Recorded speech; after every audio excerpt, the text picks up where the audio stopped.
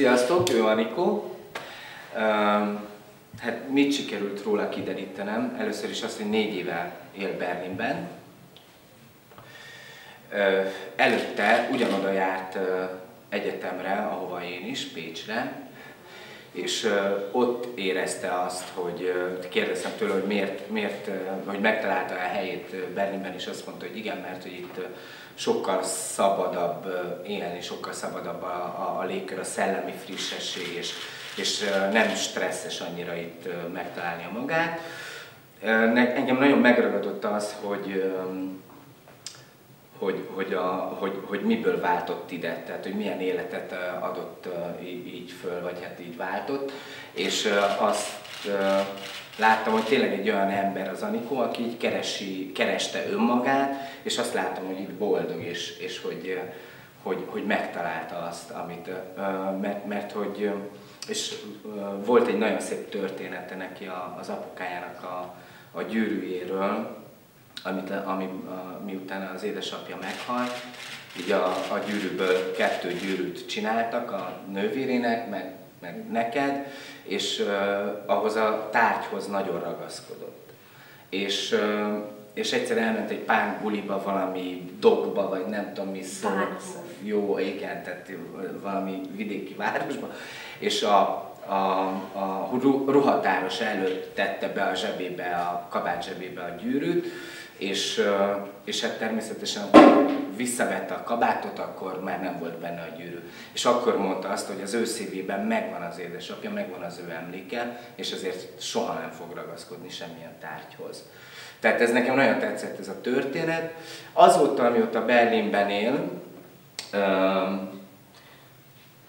egy egyesületben dolgozik, meg mellette egy Tagen Mutter nevű programban, és tehát így egy picit irigylem is, hogy így ennyire megtalálta magát Berlinben, és ennyire jónak tűnő programokban vesz részt, és hát amiről még kell, mert ez nálam egy kardinális kérdés, ez a család és ez a pasik és stb. Nagy örömmel hallottam, hogy a magyar pasikat attól függetlenül, hogy itt él Berlinben, még mindig sokkal nagyobbra, sokkal többre értékeli, és ezzel mélységesen egyetértek a magyar lányokkal is, azt gondolom, hogy nem mint hogyha én nagyon sok berlini csajt ismernek meg életet. De hogy azt mondja, hogy a magyar férfiak azok, neki azok a favoritok.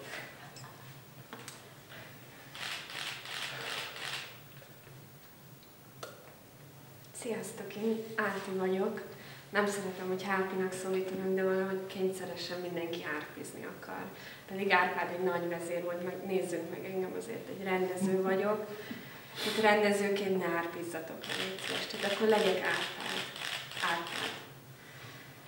Árpád vagyok, szeretek olvasni, nevelőintézetben nőttem föl, ami abszolút nem hagyott bennem traumát, és nem is érzem azt, hogy ennek traumának kellett volna lennie. Nyilvánvalóan egy más közeg volt, nyilvánvalóan sokan voltunk romák. Sok olyan életsors volt, amit az ember tovább tud használni az életében, és azt hiszem, ezt csinálom. Sok mindent visszaadok a művészetem által az embereknek. Szeretek gyerekekkel dolgozni, mert akkor is visszaadhatok valamit, és sok ilyen projektben részt vettem már a Józsefvárosban, 5-6 évig dolgoztam egy ilyen helyen, ahol ha ma megállítanak a 8.-9. kerületben, és azt mondják, hogy ő az én tanárom volt, pedig soha nem voltam tanár, akkor is örülök. Berlin nekem iszonyat sokat jelent, és azért vállaltam az Anikó felkérését, mert Berlinben van, tehát hogy legyünk egy kicsit önzők is. És szeretem Berlint, azért, mert Berlin az én személyes karrieremnek az egyik legfontosabb állomása, ahol elismertek. Én roma vagyok, büszke vagyok rá, sokat ad nekem, de nem azt jelenti, hogy én kizárólag roma filmeket akarok csinálni. Ez egy mellékes dolog, és engem a rendezőségért, azért, amit csinálok, a forgatókönyvírásért ismertek el, és nem azért, mert roma filmeket csinálok. És ezt nagy részben külföldnek köszönhetem. Nem gondoltam, hogy valaha ezt mondom, de megértem a gyerekvállalásra. Gyereket szeretnék, csak nem tudom kitől. De időkérdése, keresek, és egyszer találok egy normális magyar nőt, aki nem színésznő, aki nem rendezőnő, aki nem forgatókönyvíró. Képzőművészek elmennek, de nem ígérem, hogy képzőművész lesz.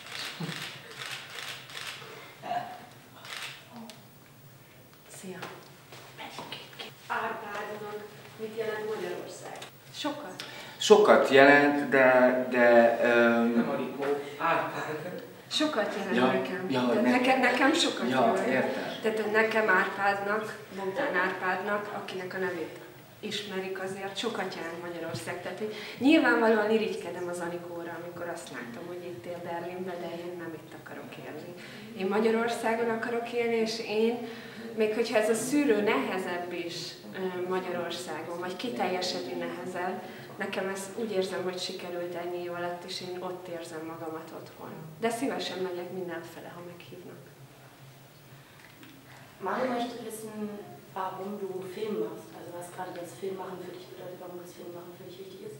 Manu szeretnék tudni, hogy miért filmet csinálsz, és miért a filmek erre fontos. Hát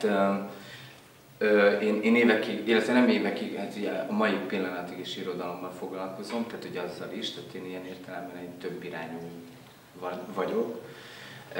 De nyilván az irodalmon keresztül jutottam el a színházba, a filmhez is. A színházzal az a problémám, hogy minden nap megszülető és elfelejthető valaminek tartom, ez nyilván idővel változik majd, ez az elképzelésem, de a film az olyan értelemben egy örök dolog, hogy megcsináltad, és oda tudod adni az embereknek a DVD-n, vagy nem tudom micsoda, és akkor...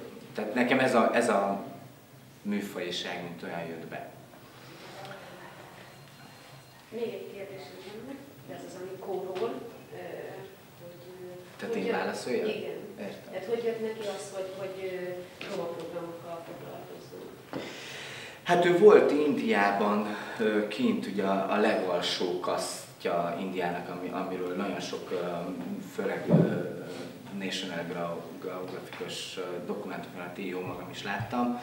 Tehát, hogy ő hozzájuk így el, vagy ott nem látogattál el, nem ott voltál egy ideig. És valahogy az így ezekben a programokban való részvételben csapódott le. Szerintem mindig arról van szó, hogy valamit át akarunk adni, valamit adni akarunk. És nyilván ő itt találta meg, hogy vissza tud adni a szabadságból, a tudásból, nem tudom, tehát én ezt feltételezem, de ő is nagyjából valami ilyesmiket mond, de nem akkor kapcsolja le a pillanat. Volt egy valami, amit nem mondtál. Az, hogy nem tudom, hogy milyen módon, de van bennem egy iszonyat pozitív sorsközösségtudat, vagy hozzá. Ja, igen, hát pont ez az, hogy az Anikó így ezt mondta, illetve ezt megint csak én fordítottam le, mert muszáj, de hogy a cigányok is mindig így vándorolnak egyik helyről a másikra, és ott, ahol jól érzik magukat, ahol ki tudnak teljesedni, ott egy időre megállapodnak. Ugyanis én kérdeztem az Anikótól, hogy Berlinbe maradsz életed végig, és mondta, hogy nem, előbb-utóbb biztos, hogy tovább megyek, és erre mondtam, hogy ez olyan cigánylét, hisz a cigányok azok, akik egy idő után tovább lépnek, és egészen máshogy új életet kezdenek, vagy folytatják a régit, de új közegben, új formában. A Manu még azt szeretné megtudni az Árpádtól, hogy érzi magát romaként, és hogy sokszor érint-e diszkrimináció, vagy hogy valaki leértékeli őt azért, mert...